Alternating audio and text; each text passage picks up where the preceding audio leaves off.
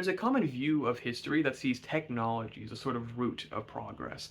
And without getting into what progress even means or anything like that, we can already see this is a kind of flawed presumption. We see that social and structural causes have a lot more to do when it comes to general health and stability of a region or population or humanity in general than the strict technology behind it. And what do I mean by that? We have today some of the longest life expectancies in the world. In America, in the first world, all that. We have, relatively good quality of life, all that. And without getting into any problems, we are better on average than, say, the global south is. And this has nothing to do with necessarily technology. This is the social application of that technology. The global south suffers with a lot of things like, access to clean drinking water, to food insecurity, or even starvation, or preventable diseases.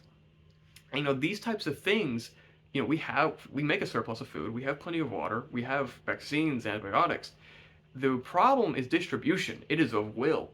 We have even logistic channels to do this, but it's not profitable. It's not good for a market for this to happen. A good example of a modern problem that is caused by overemphasizing, like technology, yay, and not actually looking at the social application of it, is antibiotic resistance.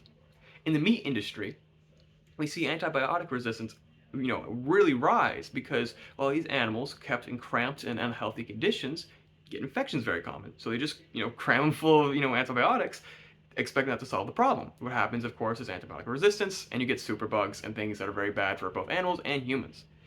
And on the flip side, you also see antibiotic resistance develop because patients aren't able to fulfill prescriptions. And this can be, due to a lack of will on the patient, but very often it's an economic situation. They can't afford to fulfill that prescription. So we see kind of, two sides of how the system works. One where massive meat corporations, massive food corporations are able to pump antibiotics. And again, same technology. That is by all means wonderful. Antibiotics are of course a good thing. And obviously making ill effects. On the other side, you see someone who's too poor, who does not have the money and the power and the privilege of those meat industry, giants. They can't even get enough antibiotics to fulfill the prescriptions, and they end up with the same, things that those animals might. Health, as it stands, has a lot of these issues that a lot of things, like things like climate, ending wars, general human and environmental stability. A lot of these things, again, we have the technology to solve climate change, with this, the ability to solve preventable disease, all sorts of stuff like that. But we don't, and we have to ask why that is. Why the powers that be choose that? And the simple answer is marketized systems, predomination of that market especially, the profitability being more important than human lives, and the convergence of corporate and political interests that don't much care about reform, don't much care about actually changing things. There is room for reform, but how far can that reform go when we can obviously see the root and cause of this system does not care about human life? It cares about its own greed and profit.